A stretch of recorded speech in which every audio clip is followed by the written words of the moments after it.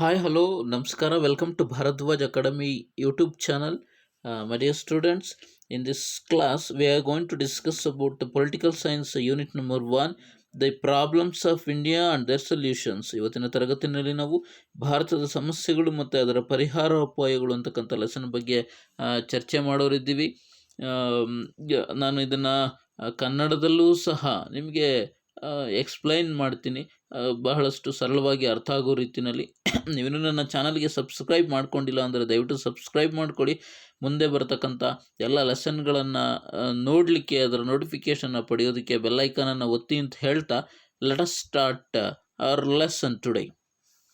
S, unit number 1, the problems of India and their solutions. ಮತ್ತು ನಿಮ್ಮ ಗಮನಕ್ಕೆ ತರ್ತಾ ಇದ್ದೀನಿ, ಈ ಲೆಸನ್ ಬಗ್ಗೆ ಇರ್ತಕ್ಕಂಥ ಕ್ವಶನ್ ಆನ್ಸರ್ಸ್ನೂ ಸಹ ನಾನು ಪಾರ್ಟ್ಲಿ, ಅಂದರೆ ಲೆಸನ್ ಮುಗಿಸಿದ ಮೇಲೆ ಅದಕ್ಕೆ ಸಂಬಂಧಪಟ್ಟಿರ್ತಕ್ಕಂಥ ಕ್ವಶನ್ ಆನ್ಸರ್ಸ್ನೂ ಸಹ ಇದರ ಜೊತೆಯಲ್ಲೇ ಸಹ ನಾನು ಅಪ್ಲೋಡ್ ಮಾಡ್ತಾ ಇದ್ದೀನಿ. ನೀವು ಅದನ್ನು ಆಮೇಲೆ ನೋಡ್ಕೋಬಹುದು. Here are the key points we are going to learn. So ಕೊಟ್ಟಿದ್ದಾರೆ ಅಲ್ಲಿ, we are going to learn about unemployment, ನಿರುದ್ಯೋಗ, ಡಿಸ್ಕ್ರಿಮಿನೇಷನ್, ಭೇದ ಭಾವ ಅಥವಾ ತಾರತಮ್ಯ, ಜೆಂಡರ್, ಲಿಂಗ ಆಧಾರಿತ, ಕ್ಯಾಸ್ಟ್, ಜಾತಿ, ಮತ್ತು ರೀಜನಲ್ ಇನ್ಇಕ್ವಾಲಿಟೀಸ್, ಪ್ರಾದೇಶಿಕ ಅಸಮಾನತೆ. ಇದ್ರ ಬಗ್ಗೆ ನಾವು ಹೇಗೆ ಭೇದ ಭಾವ ಆಗಿದೆ, ತಾರತಮ್ಯ ಆಗಿದೆ ಅನ್ನೋದನ್ನು ನಾವು ತಿಳ್ಕೊಳ್ತಾ ಹೋಗ್ತೀವಿ. ಕರಪ್ಷನ್, ಭ್ರಷ್ಟಾಚಾರ ಅಥವಾ ಲಂಚಗುಳಿತನ, ಕಮ್ಯುನಲಿಸಮ್, ಕೋಮುವಾದ, ಟೆರರಿಸಮ್, ಭಯೋತ್ಪಾದಕತೆ, ಮತ್ತು ಕಾರ್ಪೊರೇಟ್ ವಲಯ, ಕಾರ್ಪೊರೇಟ್ ಸ್ಟ್ರಾಟಜಿಗೆ ಸಂಬಂಧಪಟ್ಟಿರ್ತಕ್ಕಂಥ ಸುಮಾರು ಅಂಶಗಳನ್ನು ನಾವಿಲ್ಲಿ ನೋಡ್ತಾ ಹೋಗ್ತೀವಿ ವಿದ್ಯಾರ್ಥಿಗಳೇ. Okay, India has faced numerous external and internal problems since 1947. So 1947ನೇ ಇಸ್ವಿಯವರೆಗೂ ನಮ್ಮ ದೇಶ ಸಾಕಷ್ಟು ಎಕ್ಸ್ಟರ್ನಲ್ ಆ್ಯಂಡ್ ಇಂಟರ್ನಲ್, ದೇಶದ ಹೊರಗೆ ಮತ್ತು ಒಳಗಡೆ ಸಾಕಷ್ಟು ಸಮಸ್ಯೆಗಳನ್ನು ಎದುರಿಸಬೇಕಾಗಿ ಬಂತು. ದೇಶದ ಒಳಗಡೆ ಸುಮಾರು ದೇಶೀಯ ರಾಜರು ಒಂದು ಕಡೆ ಬ್ರಿಟಿಷ್ನವ್ರಿಗೆ ಸಪೋರ್ಟ್ ಮಾಡ್ತಾಯಿದ್ರು, ಇನ್ನು ಎಕ್ಸ್ಟರ್ನಲಿ ದೇಶದ ಹೊರಗಡೆ ಬ್ರಿಟಿಷ್ನವ್ರು ಏನು ಮಾಡ್ತಾಯಿದ್ರು, ನಮ್ಮ ದೇಶವನ್ನು ಸಾಕಷ್ಟು ಲೂಟಿ ಮಾಡಿದರು. They took away all the wealth, ಇಲ್ಲಿರ್ತಕ್ಕಂಥ ಎಲ್ಲ ಸಂಪತ್ತನ್ನು ತೆಗೆದುಕೊಂಡು ಹೋಗಿ ನಮ್ಮ ದೇಶವನ್ನು ಸಾಕಷ್ಟು ಪೂರ್ಣ ಪ್ರಮಾಣದಲ್ಲಿ ಆಲ್ಮೋಸ್ಟು ಬಡತನದ ಕೂಪಕ್ಕೆ ತಳ್ಳಿದ್ರು. These problems have to be managed through efficient administration. Still we are facing number of problems in effect of the arrival of the ಬ್ರಿಟಿಷ್ನವರು ಬಂದಿದ್ದ ಉದ್ದೇಶ ನಮಗೆಲ್ರಿಗೂ ಗೊತ್ತು, ವ್ಯಾಪಾರಕ್ಕೋಸ್ಕರ ಬಂದಿದ್ದರು. ಆಮೇಲೆ ಏನೇನಾಯಿತು ಅಂತಕ್ಕಂಥದ್ದು ನಮಗೆ ಅರಿವಿದೆ. ಅದಾದಮೇಲೆ ಬ್ರಿಟಿಷ್ನವ್ರು ಮಾಡಿರ್ತಕ್ಕಂಥ ಕೆಲಸಗಳಿಂದ ಇವತ್ತು ನಾವು ಸಾಕಷ್ಟು ಪ್ರಾಬ್ಲಮ್ನ ಅನುಭವಿಸ್ತಾ ಇದ್ದೀವಿ. ಈ ಒಂದು ಪ್ರಾಬ್ಲಮ್ಸ್ನ ಒಳ್ಳೆಯ ಒಂದು ಸರ್ಕಾರದಿಂದ, ಒಳ್ಳೆಯ ಒಂದು ಆಡಳಿತ ವ್ಯವಸ್ಥೆಯಿಂದ ಮಾತ್ರ ಅದಕ್ಕೆ ಇರ್ತಕ್ಕಂಥ ಪರಿಹಾರಗಳನ್ನು ಕಂಡುಹಿಡಲಿಕ್ಕೆ ಸಾಧ್ಯ ಆಗುತ್ತೆ. The support of citizens is needed for our democratic governments at the centre, state and local levels. ಇದ್ರ ಜೊತೆಗೆ ಅಂದರೆ ಈ ಸಮಸ್ಯೆಗಳನ್ನು ಹೋಗಲಾಡಿಸ್ಲಿಕ್ಕೆ ಒಂದು ಕಡೆ ಸಿಟಿಸನ್ಸ್ ಇರಬೇಕು, on the other hand so ನಮಗೆ ಎಲ್ಲ ಗೌರ್ಮೆಂಟ್ಸ್ನ ಸಹಕಾರನೂ ನಮಗೆ ಬೇಕಾಗುತ್ತೆ. ಅಂದರೆ ಸೆಂಟ್ರಲ್ ಗೌರ್ಮೆಂಟ್ ಇರ್ಬೋದು, ಸ್ಟೇಟ್ ಗೌರ್ಮೆಂಟ್ ಇರ್ಬೋದು, ಲೋಕಲ್ ಸೆಲ್ಫ್ ಗೌರ್ಮೆಂಟ್ ಇರ್ಬೋದು. ಸೊ ಹೀಗೆ we can call it as a 2 faces of the coin ಅಂತ ಕರಿಬೋದು. ಒಂದು ಕಡೆ ಸಿಟಿಸನ್ಸು ಮತ್ತು ಇನ್ನೊಂದು ಕಡೆ ಅಡ್ಮಿನಿಸ್ಟ್ರೇಷನ್ ಅಥವಾ ಗೌರ್ಮೆಂಟು. ಇದು ನಮಗೆ ಅತಿ ಮುಖ್ಯವಾಗಿ ಬೇಕಾಗಿರತಕ್ಕಂಥ ಕಾನ್ಸೆಪ್ಟ್ ಅಂತ ಹೇಳ್ಬೋದು ಮಕ್ಕಳೇ. ನಾವು let us see what are the problems faced by our country. isn't it our duty to know this? Yes, it is our duty to know the solutions as well the problems. So ಭಾರತದ ಪ್ರಜೆಗಳಾಗಿ ನಮ್ಮ ದೇಶ ಏನೇನು ಸಮಸ್ಯೆಗಳಿಂದ ಆವೃತ ಆಗಿದೆ ಮತ್ತು ಆ ಸಮಸ್ಯೆಗಳಿಗೆ ಹೇಗೆಲ್ಲ ನಾವು ಏನೆಲ್ಲ ಪರಿಹಾರಗಳನ್ನು ಕಂಡುಹಿಡಿಯೋದು ಅನ್ನೋದು ನಮಗೆ ಅತಿ ಮುಖ್ಯವಾಗಿರತಕ್ಕಂಥ ಒಂದು ಅಂಶ. Most of them are human made and national emergencies. ಅಂದರೆ ನಾವೇನು ಮೇಲೆ ಸಾಕಷ್ಟು ಸಮಸ್ಯೆಗಳನ್ನು ನೋಡಿದ್ವಿ, ಟೆರರಿಸಮ್ ಇರ್ಬೋದು, ಕಮ್ಯುನಲಿಸಮ್ ಇರ್ಬೋದು, ಈ ಥರದ್ದು ಸುಮಾರು ಸಮಸ್ಯೆಗಳು ವಿ ಅವರ್ಸೆಲ್ಸ್ ಮೇಡ್. ಸೊ ನಾವೇನೇ ತಯಾರು ಮಾಡ್ಕೊಂಡಿರ್ತಕ್ಕಂಥ ಮಾನವ ನಿರ್ಮಿತ ಮತ್ತು ನ್ಯಾಷನಲ್ ಎಮರ್ಜೆನ್ಸೀಸ್, ಅಂದರೆ ಸೊ ರಾಷ್ಟ್ರದ ಎಮರ್ಜೆನ್ಸಿಗೆ ಸಂಬಂಧಪಟ್ಟಿರ್ತಕ್ಕಂಥ ತುರ್ತು ಪರಿಸ್ಥಿತಿ ಪರಿಸ್ಥಿತಿಗಳಿಗೆ ಸಂಬಂಧಪಟ್ಟಿರ್ತಕ್ಕಂಥ ಒಂದಷ್ಟು ಸಮಸ್ಯೆಗಳಂತ ನಾವು ಹೇಳ್ಬೋದು. Hence the need is to find a reasonable and human solution. So ಇದಕ್ಕೆ ಸಮರ್ಪಕವಾಗಿರ್ತಕ್ಕಂಥ ಮತ್ತು ಮಾನವೀಯತೆಯ ಆಧಾರದ ಒಂದು ಪರಿಹಾರಗಳನ್ನು ನಾವೆಲ್ಲರೂ ಕಂಡುಹಿಡ್ಕೋಬೇಕಾಗುತ್ತೆ. The solution is to be found through good administration, social reformation, fast and efficient judiciary. So ಹೇಗೆ ನಾವು ಇದಕ್ಕೆ how can we find the solution for all these problems ಅಂತ ನಾವು ಡಿಸ್ಕಷನ್ ಮಾಡೋದಾದರೆ, we should have the good administration bodies, ಒಳ್ಳೆ ದಕ್ಷ ಆಡಳಿತವನ್ನು ಕೊಡ್ತಕ್ಕಂಥ ಸರ್ಕಾರಿ ವಲಯಗಳಿರ್ಬೋದು, ಮತ್ತು ಸೋಷಿಯಲ್ ರಿಫಾರ್ಮ್, ಸಮಾಜವನ್ನು ಸುಧಾರಣೆ ಮಾಡಲಿಕ್ಕೆ ಬೇಕಾಗಿರ್ತಕ್ಕಂಥ ಅಗತ್ಯ ಕ್ರಮಗಳಿರ್ಬೋದು, ಫಾಸ್ಟ್ ಆ್ಯಂಡ್ ಎಫಿಷಿಯೆಂಟ್ ಜುಡಿಷಿಯರಿ, ಬಹಳ ಫಾಸ್ಟಾಗಿ ಮತ್ತು ದಕ್ಷತೆಯಿಂದ ಕೆಲಸ ಮಾಡ್ತಕ್ಕಂಥ ನ್ಯಾಯಾಂಗ ವ್ಯವಸ್ಥೆ ಇರ್ಬೋದು. ಈ ಅಂಶಗಳನ್ನು ನಾವು ಅಳವಡಿಸ್ಕೊಂಡಾಗ we can easily combat such problems, ಬಹಳ ಈಸಿಯಾಗಿ ನಾವು ಎಲ್ಲ ಪ್ರಾಬ್ಲಮ್ಸ್ನ ತೆಗೆದುಹಾಕೋದಕ್ಕೆ ಸಾಧ್ಯ ಆಗುತ್ತೆ. The solution needs to be backed by people support. So ಮೊದಲೇ ಈಗಾಗಲೇ ನಾವು ನೋಡಿದ್ದೀವಿ, without support of the citizens ಅಥವಾ ಕಾಮನ್ ಪೀಪಲ್ ನಾವು ಏನನ್ನು ಮಾಡಲಿಕ್ಕೆ ಸಾಧ್ಯ ಇಲ್ಲ. Let us know more about such problems. So here is the first problem, unemployment. Unemployment is a situation where a person doesn't find work in accordance to his capacity or qualification. This is the definition for unemployment. So you may be asked, it as a one mark question, what is meant by unemployment? Unemployment is a situation. Unemployment ಅಂತಕ್ಕಂಥದ್ದು ಒಂದು ಸಂದರ್ಭ, ಪರಿಸ್ಥಿತಿ. ಹೇಗೆ ಅಂದರೆ, where a person does not find work in accordance to his capacity or qualification. We have capability, capacity and as well education qualification also. ನಾವು ಯಾವುದಾದ್ರೂ ಒಂದು ಕೆಲಸವನ್ನು ಮಾಡಲಿಕ್ಕೆ ಬೇಕಾಗಿರ್ತಕ್ಕಂಥ ವಿದ್ಯಾರ್ಹತೆ ಮತ್ತು ಸಮರ್ಥತೆ ನಮ್ಮಲ್ಲಿ ಇದೆ, ಎಬಿಲಿಟಿ ಇದೆ, ಆದರೂ ನಮಗೆ ಕೆಲಸ ಸಿಗ್ತಾ ಇಲ್ಲ. So such can be called as the unemployment. ಅದನ್ನು ನಾವು ಅನ್ಎಂಪ್ಲಾಯ್ಮೆಂಟ್ ಅಂತ ಕರಿಬೋದು. India has a huge population and unemployment is a big problem. We know that India is second most populated country next to China. ಹಾಗಾಗಿ so such a problem is biggest problem in our country ಅಂತಲೇ ಹೇಳ್ಬೋದು.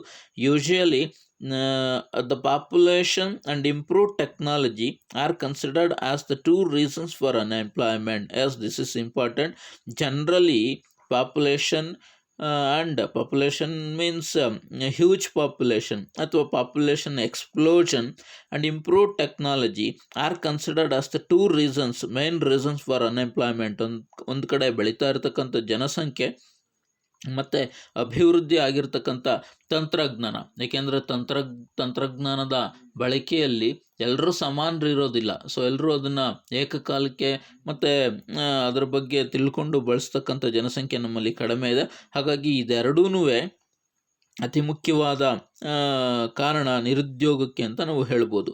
Apart from these, ಇದರ ಜೊತೆಗೆ ಅಂದರೆ ಇದೆರಡರ ಜೊತೆಗೆ shortage of natural resources, ನೈಸರ್ಗಿಕ ಸಂಪನ್ಮೂಲಗಳ ಕೊರತೆ, ಓವರ್ ಡಿಪೆಂಡೆನ್ಸಿ ಆಫ್ ಅಗ್ರಿಕಲ್ಚರ್, ಅಧಿಕವಾಗಿ ಕೃಷಿಯ ಮೇಲೆ ಅವಲಂಬನೆ, ರೂಯಿಂಡ್ ಕಾಟೇಜ್ ಇಂಡಸ್ಟ್ರೀಸ್, ಗುಡಿ ಕೈಗಾರಿಕೆಗಳ ನಾಶ ಆಗಿರೋದು, and lack of skill based education, ಕೌಶಲ್ಯ ಆಧಾರಿತ ಶಿಕ್ಷಣ ನಮಗೆ ಸಿಗದಲ್ಲೇ ಇರೋದು. This are all the causes for the other causes for the unemployment ಅಂತಲೇ ನಾವು ಹೇಳ್ಬೋದು. According to census of 2011, the poverty rate is 21.9%. So the last census was conducted in 2011. 2011ರಲ್ಲಿ ಜನಸಂಖ್ಯೆ ಎಣಿಸ್ತಕ್ಕಂಥ ಕಾರ್ಯಕ್ರಮ ಆಗಿತ್ತು. Census is nothing but the head count of the population. So ಒಂದು ದೇಶದ ಜನಸಂಖ್ಯೆಯ ಅಂದರೆ ಸಾಮಾನ್ಯವಾಗಿ ಹೆಡ್ ಕೌಂಟ್ ಅಂದರೆ ಎಷ್ಟು ಜನ ಇದ್ದಾರೆ ಅದನ್ನು ಎಣಿಸ್ತಕ್ಕಂಥ ಪ್ರಕ್ರಿಯೆಯನ್ನು ನಾವು ಏನು ಸೆನ್ಸಸ್ ಅಂತ ಕರಿತೀವಿ, ಜನಗಣತಿ ಅಂತ ಕರಿತೀವಿ. It helds once in a 10 year, ಪ್ರತಿ 10 ವರ್ಷಕ್ಕೊಂದ್ಸಲಿ ನಡೆಯುತ್ತೆ. ಅದರಂತೆ 2011 ಒಂದು ಸೆನ್ಸಸ್ ರಿಪೋರ್ಟ್ ನಮ್ಗೆ ಹೇಳುತ್ತೆ there are 21.9% poor people are still residing in India. 29.9 ಭಾಗ, ಆಲ್ಮೋಸ್ಟ್ 22 ಅಂತ ಇಟ್ಕೊಳ್ಳೋಣ, ಅಷ್ಟು ಜನ ನಮ್ಮ ದೇಶದಲ್ಲಿ 100ಕ್ಕೆ ಅಷ್ಟು ಜನ ಬಡತನದಲ್ಲಿ ವಾಸ ಮಾಡ್ತಾ ಇದ್ದಾರೆ.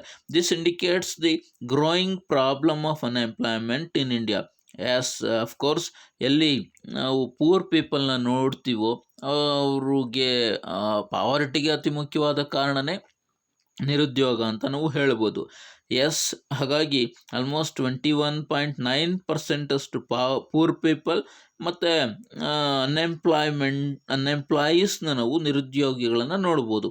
ಇನ್ order to solve the poverty related issues, both central and state governments have taken various measures to generate employment for people. ಇದನ್ನು ತೆಗೆದುಹಾಕೋಲಿಕ್ಕೆ ಅಂದರೆ ನಿರುದ್ಯೋಗದ ಸಮಸ್ಯೆಯನ್ನು ನಿವಾರಣೆ ಮಾಡಲಿಕ್ಕೆ ಕೇಂದ್ರ ಸರ್ಕಾರ ಮತ್ತು ರಾಜ್ಯ ಸರ್ಕಾರ ಎರಡೂ ಸರ್ಕಾರಗಳು ಸಾಕಷ್ಟು ಕ್ರಮಗಳನ್ನು ತಗೊಂಡಿರೋದನ್ನು ನಾವು ನೋಡ್ಬೋದು.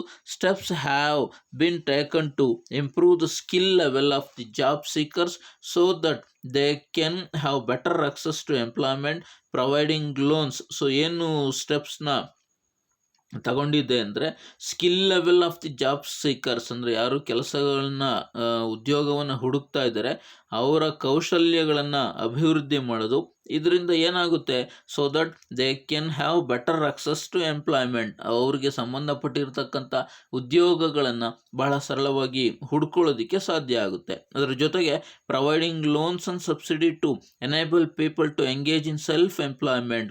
ಸ್ವಂತ ಉದ್ಯೋಗಗಳನ್ನು ಪಡೆಯೋದಕ್ಕೆ ಬ್ಯಾಂಕ್ಗಳಲ್ಲಿ ಲೋನನ್ನು ಕೊಡೋದಿರ್ಬೋದು, ಅದಕ್ಕೆ ಸಬ್ಸಿಡಿಯನ್ನು ಬಿಡೋದಿರ್ಬೋದು.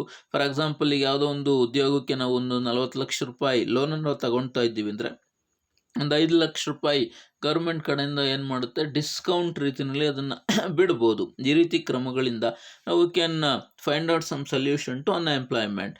In reality, handicrafts and products created out of self-employment are unable to compete with goods created by the globalized economy, and this has further complicated the issue of the unemployment. So ಅಂದರೆ ನೈಜವಾಗಿ ನಾವು ನೈಜತೆಯನ್ನು ಮಾತಾಡೋದಾದರೆ handicrafts and products created out of self employment are enable. So ಅಂದರೆ ಕೈಯಿಂದ ಮಾಡಿರ್ತಕ್ಕಂಥ ಕೆಲವೊಂದು ವಸ್ತುಗಳು ಅಥವಾ ಕೆಲವೊಂದು ಪ್ರಾಡಕ್ಟ್ಸ್ ಏನು ಮಾಡ್ತಾ ಇದೆ, created out of self employment are unable to compete. ಬೇರೆ ದೇಶಗಳ ಒಂದು ವಸ್ತುಗಳಿಗೆ ಅದನ್ನು ಹೋಲಿಕೆ ಮಾಡಿದ್ರೆ ಅದರ ಜೊತೆಗೆ ಅದು ಕಾಂಪೀಟ್ ಮಾಡಲಿಕ್ಕೆ ಆಗ್ತಾ ಇಲ್ಲ. So we know that we are following LPG, liberalisation, globalisation, privatisation. ಯಾವುದೇ ದೇಶದ ವಸ್ತುಗಳನ್ನು ಬಹಳ ಈಸಿಯಾಗಿ ನಾವು ನಮ್ಮ ದೇಶದಲ್ಲಿ ಕೊಂಡ್ಕೊಳ್ಳೋದಕ್ಕೆ ಅಥವಾ ಬೇರೆ ದೇಶಕ್ಕೆ ಹೋಗಿ ಮಾರಾಟ ಮಾಡೋದಕ್ಕೆ ನಮಗೆ ಅನುಮತಿ ಇದೆ. ಹಾಗಾಗಿ ನಮ್ಮಲ್ಲಿರ್ತಕ್ಕಂಥ ಹ್ಯಾಂಡ್ಮೇಡ್ ಗೂಡ್ಸ್, ಈ ರೀತಿ ವಸ್ತುಗಳು, ಸೊ ಮಷಿನ್ನಿಂದ ಮಾಡಿರ್ತಕ್ಕಂಥ ಒಂದು ಗೂಡ್ಸ್ ಜೊತೆ ಕಾಂಪಿಟೇಷನ್ ಮಾಡೋದಕ್ಕೆ ಸಾಧ್ಯ ಆಗ್ತಾ ಇಲ್ಲ. ಹೀಗಾಗಿ ಯಾರು ಈ ರೀತಿ ಜಸ್ಟ್ ಒಂದು ಎಜುಕೇಷನ್ನ ಪಡ್ಕೊಂಡಿದ್ದಾರೆ ಅವರು ಇನ್ನೊಂದಷ್ಟು ಅನ್ಎಂಪ್ಲಾಯ್ಮೆಂಟ್ ಕಡೆಗೆ ಹೋಗ್ತಾ ಇರೋದು ನಿಜ. Hence the solution is to inculcate world class skill to our people so that they compete with the global production. Apart from this, every citizen of the country should be encouraged to indulge in any one or the other employment by providing job oriented courses to all. This another strategy to think on. ಹಾಗಾಗಿ ಈ ರೀತಿ ಒಂದು global level ಎಜುಕೇಷನ್ನ ನಾವು ಕೊಡಬೇಕಾಗುತ್ತೆ.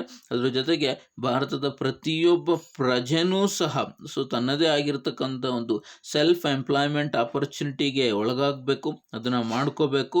And providing job oriented courses ಅಂದರೆ ಉದ್ಯೋಗಕ್ಕೆ ಸಂಬಂಧಪಟ್ಟಿರ್ತಕ್ಕಂಥ ಒಂದಷ್ಟು ಕೋರ್ಸ್ಗಳಿದೆ ನಮಗೆ, ITI, ಡಿಪ್ಲೊಮೊ, ಈ ರೀತಿ ಸ್ಕಿಲ್ ಬೇಸ್ಡ್ ಎಜುಕೇಷನ್ನ ನಾವು ಪಡ್ಕೊಂಡಾಗ ಮಾತ್ರ V can easily fight against the problem of the unemployment. So ಇದು ನಮಗೆ ಅತಿ ಮುಖ್ಯವಾಗಿ ಬೇಕಾಗಿರ್ತಕ್ಕಂಥ ಒಂದಷ್ಟು ಮಾದರಿಗಳು ಅಥವಾ ಸೊಲ್ಯೂಷನ್ಸ್ ಅಂತ ನಾವು ನೋಡ್ಬೋದು. ಎಸ್ ಚಿಲ್ಡ್ರನ್, ಇದಕ್ಕೆ ಸಂಬಂಧಪಟ್ಟಿರ್ತಕ್ಕಂಥ ಕ್ವಶನ್ ಆನ್ಸರ್ಸ್ ರೆಡಿ ಇದೆ. ನಾನು ಈ ಕ್ಲಾಸ್ ಕೊನೆಯಲ್ಲಿ ನಿಮಗೆ ಅದನ್ನು ತೋರಿಸ್ತೀನಿ. Let us go for the next problem. Corruption is another social evil in the public life of India. ಭಾರತದ ಸಾರ್ವಜನಿಕ ಜೀವನದಲ್ಲಿ ಇರತಕ್ಕಂಥ ಅತ್ಯಂತ ದೊಡ್ಡ ಮತ್ತು ಒಂದು ಭೀಕರವಾಗಿರತಕ್ಕಂಥ ಸಮಸ್ಯೆಯಂತೆ ಭ್ರಷ್ಟಾಚಾರ, ಲಂಚಗುಳಿತನ. Now the corruption has spread to all strata of the society. Corruption means offering bribe and following any other illegal means to achieve some illegal benefits. Corruption ಅಂದ ತಕ್ಷಣ ಬರೀ ಲಂಚ ಅಥವಾ ದುಡ್ಡನ್ನು ಕೊಡೋದು ಮಾತ್ರ ಅಲ್ಲ, ಯಾವುದೇ ಒಂದು ಬೆನಿಫಿಟ್ನ ನಾವು ಪಡೆಯೋದಕ್ಕೆ ಇಲ್ಲೀಗಲ್ ಅಂದರೆ ಅನೈತಿಕವಾದ ಕಾನೂನಿನ ವಿರುದ್ಧವಾದ ದಾರಿಯನ್ನು ತುಳಿತಾ ಇದ್ದೀವಿ ಅಂದರೆ ಅದು ನಮಗೆ ಕರಪ್ಷನ್ನೇ ಆಗುತ್ತೆ. Corruption stays always from legal framework in its operation. Yes, of course corruption ಮಾಡೋರೆಲ್ಲರೂ ಇಲ್ಲೀಗಲ್ ಆಗಿ ಮಾಡ್ತಾರೆ, ಅಂದರೆ ಕಾನೂನು ವಿರುದ್ಧವಾಗಿ ಅದನ್ನು ಮಾಡ್ತಾರೆ.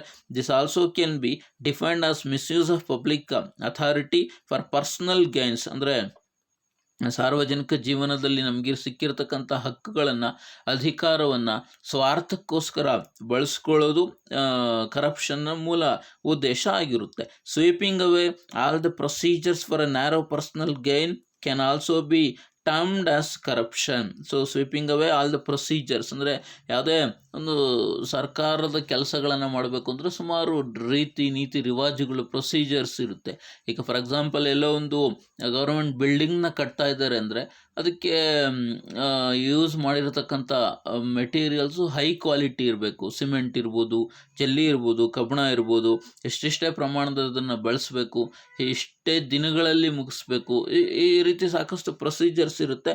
ಆ ಪ್ರೊಸೀಜರ್ಸ್ನ ದಾಟಿ ಅಥವಾ ಅದನ್ನು ಪಕ್ಕಕ್ಕೆ ಗುಡಿಸಿ ಮತ್ತೆ ಸ್ವಾರ್ಥಕ್ಕೋಸ್ಕರ ಹೋಗೋದು ಸಹ ನಮಗೆ ಕರಪ್ಷನ್ ಆಗುತ್ತೆ. It has become contiguous disease in personal life. ಅಂದರೆ ಒಂದು ರೀತಿ ಎಪಿಡೆಮಿಕ್, ಸಾಂಕ್ರಾಮಿಕ ರೋಗದ ರೀತಿಯಲ್ಲಿ ನಮಗೆ ಕರಪ್ಷನ್ ಹರಡ್ತಾ ಇದೆ. Corruption influences negatively and both personal as well as public sphere of life. ಅಂದರೆ ಪರ್ಸ್ನಲಿ ಯಾವುದಾದ್ರೂ ಒಬ್ಬ ಅಧಿಕಾರಿ ವ್ಯಕ್ತಿ ಕರಪ್ಷನ್ಗೆ ಭಾಗಿಯಾಗಿದ್ದಾನೆ, ಒಳಗಾಗಿದ್ದಾನೆ ಅಂದರೆ as of course it is also harmful for the progress of the society ಅಥವಾ ಗವರ್ನಮೆಂಟ್ ಅಂತಲೇ ನಾವು ತಿಳ್ಕೊಳ್ತೀವಿ. It influences the economic, social and political life of a country negatively. ದೇಶದ ಸಾಮಾಜಿಕ ಮತ್ತು ರಾಜಕೀಯ ಮತ್ತು ಆರ್ಥಿಕ ದೃಷ್ಟಿಯಿಂದ ಇದು ಸಾಕಷ್ಟು ಋಣಾತ್ಮಕ ಪರಿಣಾಮಗಳನ್ನು ಬೀರ್ತಾ ಹೋಗುತ್ತೆ. It also means an immoral thing from the political angle. So political corruption ಅಂದರೆ ರಾಜಕೀಯ ಕ್ಷೇತ್ರದಲ್ಲಿ ಯಾರು ಇರ್ತಾರೆ ಅವ್ರು ಮಾಡ್ತಕ್ಕಂಥ ಕರಪ್ಷನ್ನು ಸೊ ಸಾಕಷ್ಟು ಇಮ್ಮಾರಲ್ ಇರುತ್ತೆ, ಅಂದರೆ ಅನೈತಿಕವಾಗಿ ಇರುತ್ತೆ. ಅದು corruption of personal ethics and morality happens in the personal sphere. ಸಾಕಷ್ಟು ಅನೈತಿಕವಾದ ದಾರಿಯನ್ನು ಸುಮಾರು ಜನ ಏನು ಮಾಡ್ತಾರೆ, ಪೊಲಿಟಿಷಿಯನ್ಸು ತುಳಿದಿರೋದನ್ನು ನಾವು ಮೀಡಿಯಾಗಳಲ್ಲಿ ನೋಡ್ತಾ ಇರ್ತೀವಿ. ಇನ್ ಪಬ್ಲಿಕ್ ಸ್ಪಿಯರ್ ಅಂದರೆ ಸಾರ್ವಜನಿಕ ಜೀವನದಲ್ಲಿ ಬ್ರೈಬರಿ, ಲಂಚವನ್ನು ಪಡ್ಕೊಳ್ಳೋದು, ನೆಪೋಟಿಸಮ್, ತಮಗೆ ಬೇಕಾಗಿರ್ತಕ್ಕಂಥ ಗ್ರೂಪ್ಗೆ, ಪೀಪಲ್ಗೆ ಮಾತ್ರ ಸಪೋರ್ಟ್ ಮಾಡೋದು, ಕಾಸ್ಟ್ ಫೇವರಿಟಿಸಮ್ ಇದು ಸಾಕಷ್ಟು ಇಂಡಿಯಾದಲ್ಲಿ ಇದೆ. ತಮ್ಮದೇ ಜಾತಿಯ ಜನರಿಗೆ ಹೆಲ್ಪನ್ನು ಮಾಡ್ತಕ್ಕಂಥದ್ದು. And intentional slow down of the work appear as various forms of corruption. ಬೇಕು ಅಂತಲೇ ನಿಧಾನವಾಗಿ ಅಂದರೆ ಲಂಚ ಕೊಡಲಿ ಅನ್ನೋ ಉದ್ದೇಶದಿಂದನೇ ಕೆಲಸಗಳನ್ನು ಸ್ಲೋ ಆಗಿ ಮಾಡೋದು. This are all the examples for the corruption. ಹಾಗಾಗಿ ಕರಪ್ಷನ್ ಅಂದರೆ ಬರೀ ದುಡ್ಡನ್ನು ತಗೊಳ್ಳೋದು ಮಾತ್ರ ಅಲ್ಲ ಸ್ಟೂಡೆಂಟ್ಸ್. ಸೊ ಇದನ್ನೆಲ್ಲದೂ ನಾವು ಫಾರ್ಮ್ಸ್ ಆಫ್ ಕರಪ್ಷನ್ ಅಂತಲೇ ಭಾವಿಸ್ಬೇಕು. During election time all the civil practice simply find in roads into social life. Yes, so ನಮ್ಗೆ ಇದ್ರ ಬಗ್ಗೆ ಸಾಕಷ್ಟು ಅನುಭವ ಇದೆ. ನಮ್ಮ ದೇಶದಲ್ಲಿ ಯಾವುದೇ ಥರದ ಎಲೆಕ್ಷನ್ ಆದಾಗ ಮೆಟೀರಿಯಲ್ಸ್ ಇರ್ಬೋದು ಅಥವಾ ದುಡ್ಡಿರ್ಬೋದು, ಇದನ್ನೆಲ್ಲ ಸಾಕಷ್ಟು ಜನ ಪೊಲಿಟಿಕಲ್ ಲೀಡರ್ಸ್ ಚೆಲ್ಲೋದನ್ನು ನಾವೆಲ್ಲ ನೋಡಿದ್ವಿ. Political corruption leads to crime ಅಂದರೆ ರಾಜಕೀಯ ಕ್ಷೇತ್ರದಲ್ಲಿ ನಡೀತಕ್ಕಂಥ ಭ್ರಷ್ಟಾಚಾರ ಸುಮಾರು ಅಪರಾಧಗಳಿಗೆ ಕಾರಣ ಆಗುತ್ತೆ. ಸೊ ಯಾವುದೋ ಒಂದು ಗುಂಪು ಇನ್ನೊಂದು ಗುಂಪಿನ ಮೇಲೆ ಪ್ರಭಾವ ಬೀರೋದಿರ್ಬೋದು, ಓಟ್ ಹಾಕಲಿಲ್ಲ ಅನ್ನೋ ಕಾರಣಕ್ಕೆ, ಮತ ಹಾಕಲಿಲ್ಲ ಅನ್ನೋ ಕಾರಣಕ್ಕೆ ಕೊಲೆ, ಸುಲಿಗೆ, ಈ ರೀತಿ ಕ್ರಮಗಳನ್ನು ಮಾಡೋದಿರ್ಬೋದು. ಹಾಗಾಗಿ ರಾಜಕೀಯ ಕ್ಷೇತ್ರದ ಒಂದು ಭ್ರಷ್ಟಾಚಾರತನ ಏನಿದೆ, ಇಟ್ ಲೀಡ್ಸ್ ಟು ಕ್ರೈಮ್, ಸಾಕಷ್ಟು ಅಪರಾಧಗಳಿಗೆ ಅದು ದಾರಿ ಮಾಡಿಕೊಡುತ್ತೆ.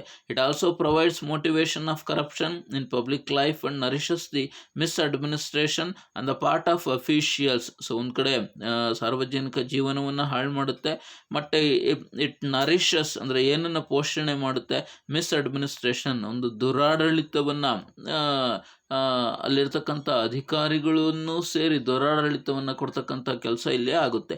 Things like tax evasion, illegal hoarding, smuggling, economic offences, cheating, violation of international exchange and employment cheating all find space in corruption. ಕರಪ್ಷನಲ್ಲಿ ಇದನ್ನು ನಾವು ನೋಡ್ತೀವಿ. ಸೊ ಏನೇನನ್ನು ನಾವು ಕರಪ್ಷನ್ ಅಂತ ಗುರುತಿಸ್ಬೋದು?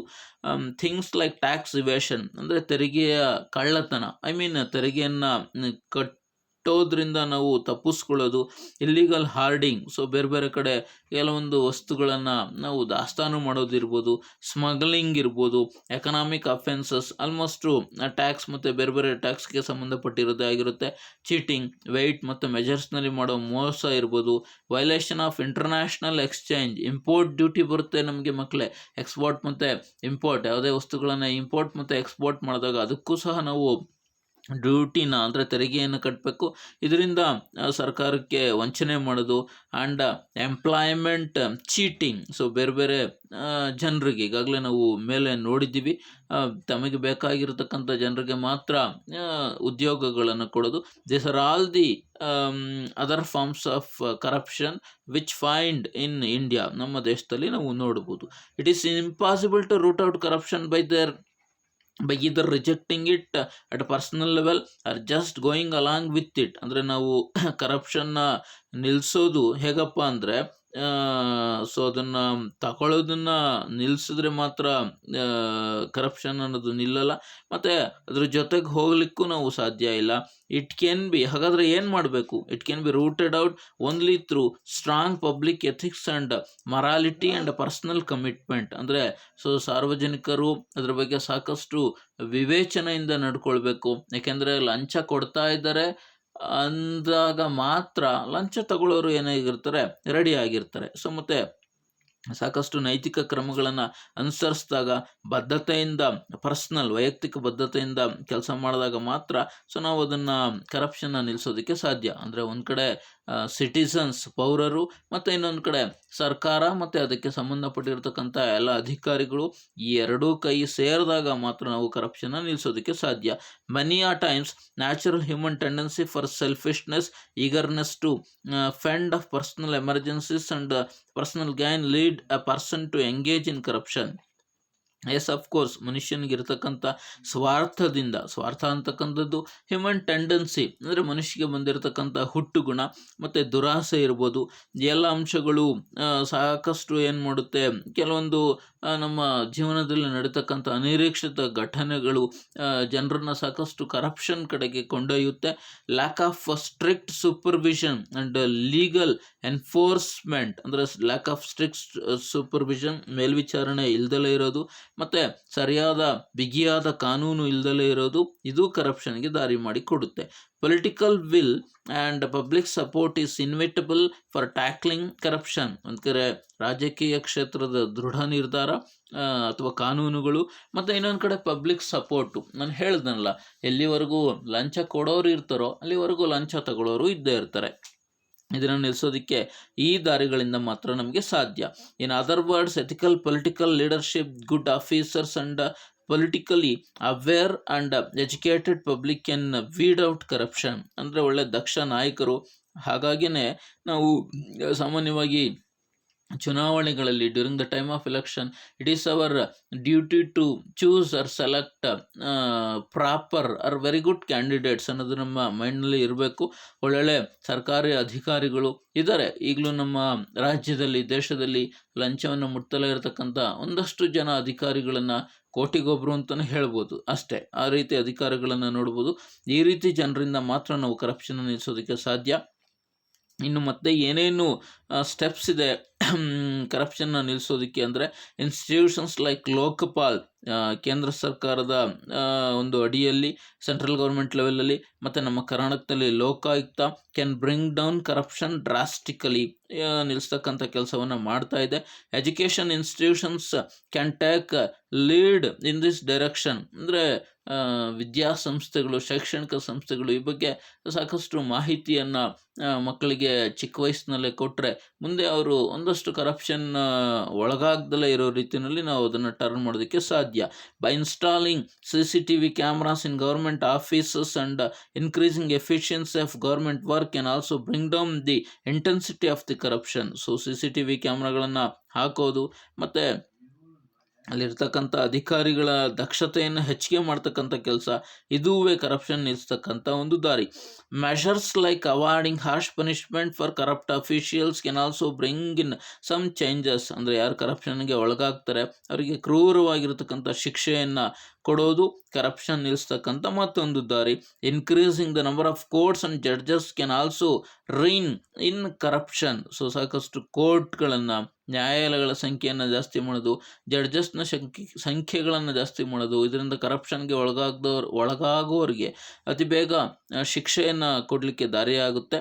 ಇದೆಲ್ಲ ಕಾರ್ಯಕ್ರಮಗಳನ್ನು ಮಾಡಿದೆ government. In nutshell, coordinated efforts are needed to address this burning social problem. Yes, of course, it has repeated many times in this corruption concept. ಒಂದು ಕಡೆ ಪಬ್ಲಿಕ್ ವಿಲ್, ಪೊಲಿಟಿಕಲ್ ವಿಲ್, ಮತ್ತು ಇನ್ನೊಂದು ಕಡೆ ಪಬ್ಲಿಕ್ ಸಪೋರ್ಟ್. ಸೊ ಎರಡೂ ಇದ್ದಾಗ ಮಾತ್ರ V can easily combat this problem. Okay, now I am going to show the question answers related what I have taught so far.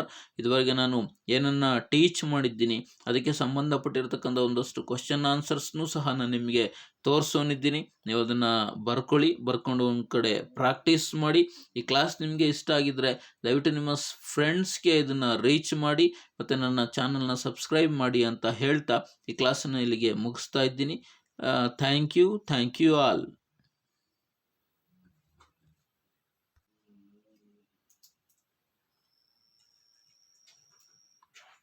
Yes, here are the question answers related to the topic what I have taught so far.